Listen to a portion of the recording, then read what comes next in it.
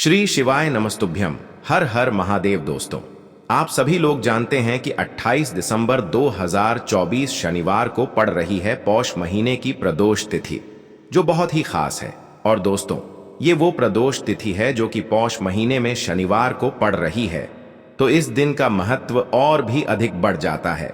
और दोस्तों, इसी दिन किया जाने वाला पंडित जी द्वारा बताया गया एक लाल फूल और एक सफेद फूल वाला उपाय आप लोगों को जरूर करना चाहिए, क्योंकि दोस्तों, ये एक ऐसा उपाय है जो कि हर दिन नहीं किया जाता। पौष महीने में जो प्रदोष व्रत आता है उसी दिन किया जाता है। अगर आप लोगों ने इस उपाय को नहीं किया है या किसी कारणवश नहीं कर पाए हो, तो इस दिन इस उपाय से मत चूकना दोस्तों। देखिए, ये दिन इतना खास होता है, इतना महत्वपूर्ण होता है। देखा गया है कभी कभी बड़े बड़े पूजा पाठ अनुष्ठान से जो मनोकामना पूर्ण नहीं होती है, वह पौष महीने की शनि प्रदोष के दिन एक छोटे से उपाय करने से ही आपकी मनोकामना पूर्ण हो जाती है। और बहुत सारे लोगों ने इस उपाय को किया भी है और उनको इस उपाय को करने का फल भी जरूर मिला है। अगर आप लोग भी इस उपाय को इस प्रदोष के दिन करना चाहते हैं, तो आप इस उपाय को पहले अच्छे से समझ लेना, सुन लेना, उसके बाद करना। आपको इस उपाय का फल जरूर मिलेगा, आपकी सभी मनोकामनाएं पूरी हो जाएंगी। दोस्तों, हम आपको यहां पर बता दें कि यह जो एक लाल फूल और एक सफेद फूल वाला उपाय है, यह उपाय पंडित जी ने अपनी अभी की शिव महापुराण की कथा में ही बताया है। और इस उपाय को करने से आपके घर में चाहे किसी भी प्रकार की दुख और समस्या क्यों ना चल रही हो, आपको उसका कारण भी नहीं पता है कि भाई ये समस्या किस कारण से चल रही है, उसका कुछ भी कारण हो सकता है। जैसे पितृदोष हो सकता है, काल सर्प दोष हो सकता है, या किसी भी तरह का मंगल दोष भी हो सकता है। और भी बहुत तरह के दोष होते हैं। पर आपको इस उपाय को करने के लिए अपने दोष को पता लगाने की भी जरूरत नहीं है। आपके घर में किस कारण से इतनी दुख और परेशानी आ रही है, वह भी आपको पता लगाने की जरूरत नहीं है। बस शनिवार की प्रदोष के दिन इस उपाय को कर लेना, क्योंकि इसी एकमात्र उपाय को करने से आपके पूरे घर परिवार में सुख और शांति हो जाएगी। आपके घर में अच्छे अच्छे काम होने लगेंगे। आपकी जो भी मनोकामना होगी वह भी धीरे धीरे करके पूर्ण होना शुरू हो जाएंगी। अब हम समझते हैं इस एक लाल फूल और एक सफेद फूल वाले उपाय को आपको करना कैसे है, किसको करना है, किस समय करना है और कैसे करना है। देखो, उपाय बिल्कुल आसान है, बस समझने वाली बात है। ध्यान से समझिए, उसके बाद ही आप लोग जो है इस उपाय को जरूर कीजिएगा। सबसे पहली चीज हम लोग ये समझते हैं कि इस एक लाल फूल और एक सफेद फूल वाले उपाय को इस आने वाली प्रदोष के दिन किसको करना है। तो देखिए, इस उपाय को घर के सभी सदस्यों को करने की बिल्कुल भी जरूरत नहीं है। घर में से कोई एक मुख्य बड़ा सदस्य ही इस उपाय को करेगा, तो उस घर परिवार के सभी सदस्यों को इस उपाय को करने का फल मिल जाएगा। पर वो बड़ा सदस्य कौन होगा, कौन व्यक्ति इस उपाय को करेगा, तो यहाँ पर देखिए, हम आपको बता दें। घर की जो बड़ी माताएं बहनें होंगी, घर की बड़ी माताओं बहनों में से कोई भी एक माता बहन इस वाले उपाय को कर सकती है। अपने पूरे घर परिवार के लिए घर में सभी सदस्यों को इस उपाय को करने की जरूरत नहीं है। मात्र घर की जो बड़ी माताएं बहनें हैं, उनमें से कोई भी एक माता बहन इस वाले उपाय को करेगी, तो उसके घर परिवार के पूरे सदस्यों को इस उपाय का फल मिलेगा। अगर किसी कारणवश माताएं बहनें घर में उपस्थित ना हो, या वो इस उपाय को ना कर रही हो, कुछ दिक्कत हो, तो भाई उस जगह पर फिर घर का कोई बड़ा व्यक्ति भी इस उपाय को कर सकता है। माताओं बहनों के कहने का मतलब ये था कि माताएं बहनें घर की लक्ष्मी होती है। जब घर की लक्ष्मी कोई उपाय करती है, तो निश्चित ही भगवान शिव जी बहुत जल्दी प्रसन्न होते हैं और उपाय का फल में बहुत जल्दी और बहुत बड़ा करके भी यहाँ पर देते हैं। तो आप लोग ये बात समझ गए होंगे। अब हम ये बात समझते हैं, इस वाले उपाय को हमें करना किस समय है। एक लाल फूल और एक सफेद फूल वाले उपाय को हमें इस प्रदोष के दिन करना किस समय है। तो देखिए, इस उपाय को करने का जो समय है, सुबह का समय भी है और शाम का समय भी है। अब देखिए, यहाँ पर हम मुख्य रूप से सुबह का समय नहीं बोलेंगे, क्योंकि देखिए, ये जो प्रदोष तिथि है और आप सभी लोग जानते हैं, इसका प्रदोष काल का मतलब शाम का जो समय होता है ना, इस दिन भगवान शिव जी का सबसे प्रिय दिन होता है। तो आप लोग इसे एक लाल फूल एक सफेद फूल वाले उपाय को सुबह के समय भी कर सकते हो और शाम के समय प्रदोष काल में भी कर सकते हो। सुबह के समय अगर कर रहे हो तो 10 या फिर 11 बजे तक भी अगर उपाय करोगे तो भी आपको उपाय का फल मिलेगा। वही अगर शाम के समय कर रहे हो तो इस दिन शाम के समय का ध्यान रखना कि शाम के 6 बजे से लेकर 7 बजे के बीच में अगर आप इस उपाय को कर सकते हो तो बिल्कुल कर लेना, पूरी कोशिश करना। पर अगर किसी कारणवश इस समय के बीच में ना कर पाओ तो रात 8 बजे तक भी अगर आप उपाय को करोगे तो आपको उपाय का फल जरूर मिलेगा। ये बात आपको समझ आ गई कि आप इस उपाय को सुबह और शाम दोनों समय कर सकते हो। मतलब करना आपको एक ही समय है, घर में से किसी एक ही बड़े व्यक्ति को करना है, पर एक ही बार इस उपाय को करना है, दोनों समय नहीं करना है। आपको जो समय अच्छा लगे आप उस समय पर इस वाले उपाय को कर सकते हैं। तो चलिए जानते हैं इन विशेष उपायों के बारे में। लेकिन उससे पहले जो भी मेरे भाई मेरी प्यारी बहनें आज चैनल पर पहली बार आए हैं या मेरी आवाज आज पहली बार सुन रहे हैं, अगर आप भी महादेव के सच्चे भक्त हैं तो वीडियो को लाइक और चैनल को सब्सक्राइब जरूर कर लें और कमेंट बॉक्स में लिखे हर हर महादेव, ओम नमः शिवाय। देखो, अब सबसे महत्वपूर्ण बात आती है कि इस उपाय को हमें करना किस लिए है। जैसा कि हमने अभी आपसे बोला कि इस उपाय को करने के बाद आपके जीवन में बहुत सारी खुशियां आएंगी, आपकी मनोकामनाएं पूर्ण होंगी, आपकी धन की समस्या दूर होगी, आपकी पैसों की समस्या दूर होगी। अब देखिए, अगर आप लोग सोच रहे हो कि भाई हमें अपना घर बनाना है पर घर बनाने के लिए पैसा नहीं है, हमें गाड़ी लेना है पर गाड़ी लेने के लिए पैसा नहीं है, हमें जमीन लेना है पर जमीन लेने के लिए पैसों की कमी पड़ी डीडीएच रही है। अगर ऐसी ही दिक्कत, परेशानी या किसी भी तरह की धन से जुड़ी हुई समस्या या पैसों से जुड़ी हुई समस्या अगर आपके जीवन में चल रही है तो यह उपाय निश्चित ही आपके जीवन में बहुत सारे फल लाकर दे सकता है। इसीलिए अगर आपके घर में बहुत ज्यादा दिक्कत, समस्या, परेशानी चल रही है, धन से जुड़ी हुई, पैसों से जुड़ी हुई, धन की बहुत ज्यादा कमी आ रही है, पैसों की बिल्कुल आवक नहीं हो रही है, तो भाई आप लोगों को इस वाले उपाय को जरूर करना चाहिए, घर में से किसी एक भी बड़े व्यक्ति को। अब इस उपाय में करना क्या है वो सबसे पहले हम लोग जान लेते हैं उपाय की सामग्री। हम लोग सबसे पहले जानते हैं कि इस उपाय में किस किस चीज की आवश्यकता पड़ेगी। तो देखिए, उपाय का नाम तो एक लाल फूल और एक सफेद फूल वाला उपाय है, पर इस उपाय में कुल मिलाकर 4 सामग्री हमें लगने वाली है, जो कि पंडित जी ने खुद सीहोर वाली कथा में बताया है। और जो हम आपको उपाय बताते हैं वो पंडित जी द्वारा बताए गए होते हैं, अलग से हम कुछ भी नहीं बताते हैं। तो यहां पर हम लोग समझते हैं कि इस उपाय की सामग्री क्या है। तो देखो, उपाय की जो सामग्री है वो 4 सामग्री है, जिसमें से सबसे पहली सामग्री है एक बेलपत्र। देखो, बेलपत्र क्या होती है?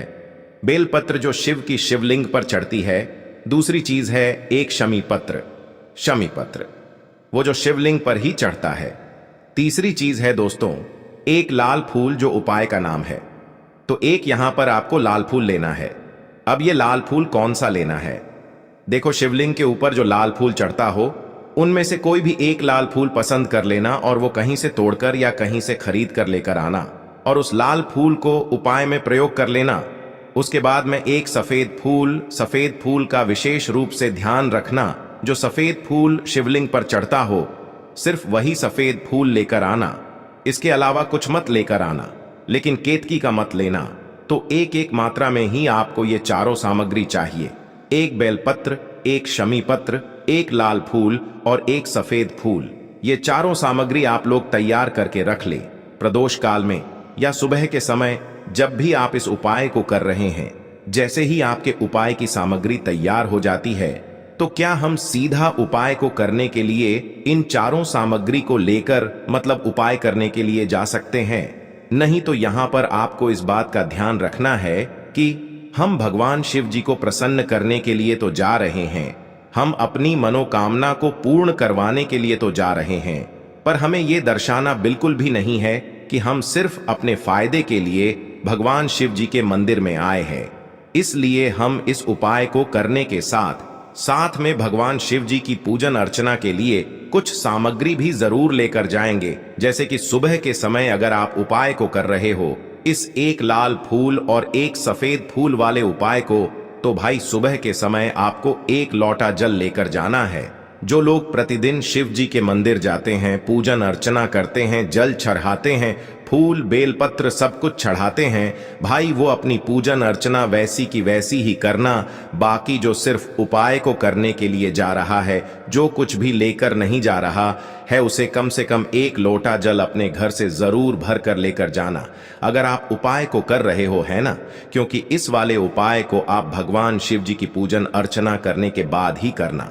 वहीं अगर बात करें शाम के समय की, अगर कोई व्यक्ति शाम के समय प्रदोष काल में इस वाले उपाय को कर रहा है, तो भाई आपको मात्र 1 घी का दीपक तैयार करना है। ये बात हम हमेशा बोलते हैं, शाम के समय प्रदोष काल में कोई कर रहे हो ना, तो दीपक का विशेष महत्व होता है। प्रदोष काल में जो भी व्यक्ति दीपक जलाता है ना भगवान शिव जी के मंदिर में, भाई उसके जीवन से सारी दुख और परेशानियां भी दूर होती हैं। तो भाई इस दिन दीपक का विशेष रूप से ध्यान रखना आप लोग। अगर आप इस उपाय को शाम के समय प्रदोष काल में कर रहे हो, है ना, ये जो दीपक आप लोग लोगे, ये आटे का लोगे।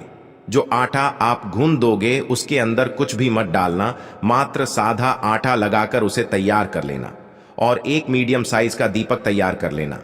वो दीपक ना ज्यादा छोटा हो ना ज्यादा बड्ढा हो, है ना। उसके बाद में दीपक आपका तैयार हो जाए तो इसके अंदर जो बत्ती रखोगे वो गोल बत्ती रखोगे।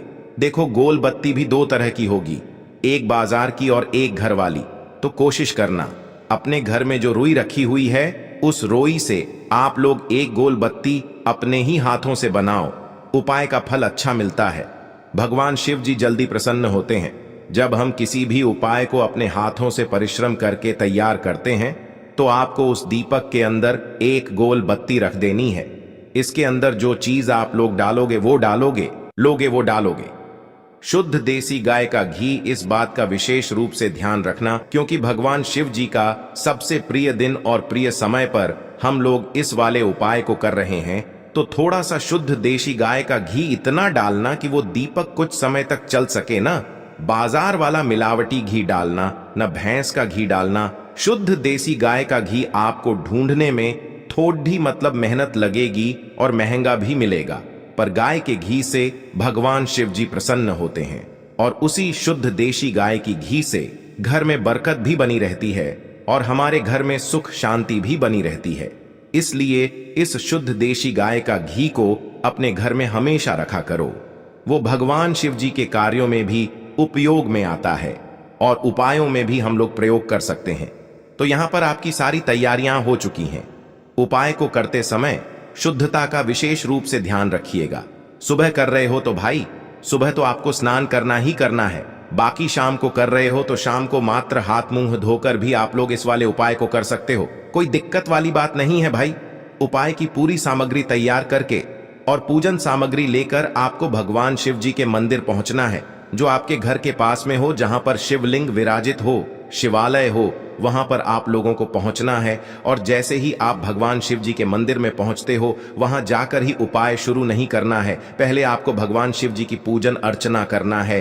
पूजन अर्चना कैसे करोगे? सुबह के समय गए हो तो 1 लोटा जल वगैरह जो भी पूजन सामग्री लेकर गए हो, उससे पहले पूजन सामग्री आप लोग मतलब पूजन भगवान शिव जी की कर लो। जो व्यक्ति सिर्फ 1 लोटा जल लेकर गए हैं, वो शिव जी की शिवलिंग पर मात्र 1 लोटा जल एक धारा से धीरे धीरे करके चढ़ा लो, है ना। अपनी पूजन अर्चना आप लोग जो हैं पूरी कर लो पहले।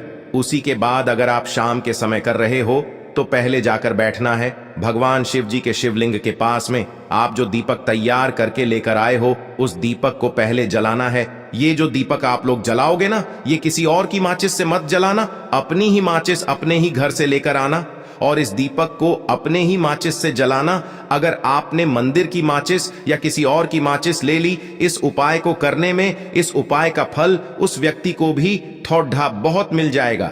इस बात का ध्यान रखना, अपने घर से अपनी ही माचिस लेकर जाना और इस दीपक को जलाना। दीपक को जलाने के बाद भगवान शिव जी की शिवलिंग के पास में रख देना। शिवलिंग के इतना पास में मत रखना कि भगवान शिव जी को आंच लगे। थोड़ी सी दूरी बनाकर ही जो है इस दीपक को शिवलिंग के पास में आप लोग रख दीजिएगा।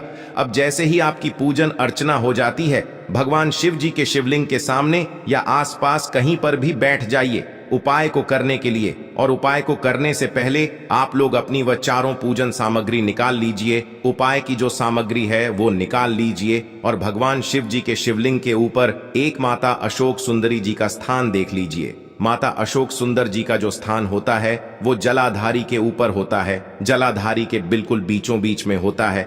आप लोगों ने देखा भी होगा शिवलिंग की जलाधारी होती है। जलाधारी के बिल्कुल बीचों बीच का जो स्थान होगा वो माता अशोक सुंदर जी का स्थान होगा, क्योंकि यहीं पर हमें ये जो है उपाय को करना है। सबसे पहली चीज, अब हम उपाय को करना शुरू करते हैं। आप सबसे पहले अपनी एक बेलपत्र उठा लो। एक बेलपत्र को आपको माता अशोक सुंदरी जी वाले स्थान पर सबसे पहले समर्पित करना है। बेलपत्र की डंडी का मुख होगा जलाधारी की तरफ, जहां से जल बहता है और नीचे गिरता है, और बीच वाली बड्डी पत्ती का मुख मतलब शिवलिंग की तरफ होगा। इस तरीके से आपको इस बेल पत्र को माता अशोक सुंदरी जी वाले स्थान पर समर्पित कर देना है। उसके बाद में अपनी एक शमी पत्र उठा लो जो आप उपाय के लिए लेकर आए हुए हो। शमी पत्र को उठाकर शमी पत्र की भी जो डंडी का भाग होगा वो जलाधारी की तरफ करके, जहां से जल बहता है नीचे गिरता है उस तरफ करके, और पत्ती वाला भाग शिवलिंग की तरफ करके इस शमी पत्र को भी उस बेल पत्र के ऊपर आपको समर्पित कर देना है। समर्पित करने के बाद अब आप ले लो अपना एक लाल फूल जो आप उपाय को करने के लिए लेकर आए हुए हो। इस लाल फूल का जो खिला हुआ भाग होगा, चाहे वो गुलाब का फूल हो, चाहे कोई सा फूल जो शिवलिंग पर चढ़ता हो, भाई उस फूल का जो खिला हुआ भाग होगा वो शिवलिंग की तरफ होगा। बाकी जो पीछे का भाग होगा फूल का वो जलाधारी की तरफ, जहां से जल बहता है नीचे गिरता है उस तरफ होगा। और आखिरी में आपका जो एक सफेद फूल बचा हुआ है, इस सफेद फूल को भी आपको लेना है, और सफेद फूल का जो खिला हुआ भाग होगा वो शिवलिंग की तरफ होगा, जहां पर शिवलिंग रखा हुआ है उस तरफ होगा, और डंडी का भाग जलाधारी के पीछे की तरफ हो जाएगा। मतलब जो जहां से जल बहता है और नीचे गिरता है। जब आप लोग एक बेलपत्र, एक शमी पत्र और एक लाल फूल, एक सफेद फूल चढ़ा रहे हो, तो उस समय आप लोगों को कांता भगवान या कांता चक्र का नाम लेते हुए ही जो है इस उपाय को करना है, और भगवान शिव जी और नारायण जी का स्मरण करते हुए ही इस उपाय को आपको करना है। तो जब भी आप एक बेल पत्र, एक शमी पत्र, एक लाल फूल और एक कमी हो रही है, जो भी दुख और समस्या परेशानी चल रही हो, आपको अपनी वह दुख और परेशानी जो है भगवान शिव जी से उपाय को पूरा करने के बाद वहीं पर पास में बैठकर बोल देना है। हाथ जोड़ के आंखें बंद करके अपनी परेशानी और श्री शिवाय नमस्तुभ्यम का जाप करना है। दोस्तों, आज हमने इस वीडियो में कुछ उपाय बताए हैं जो आपको करने हैं। अगर आपको वीडियो अच्छी लगी हो तो वीडियो को 1 लाइक और चैनल को सब्सक्राइब जरूर करें। हर हर महादेव।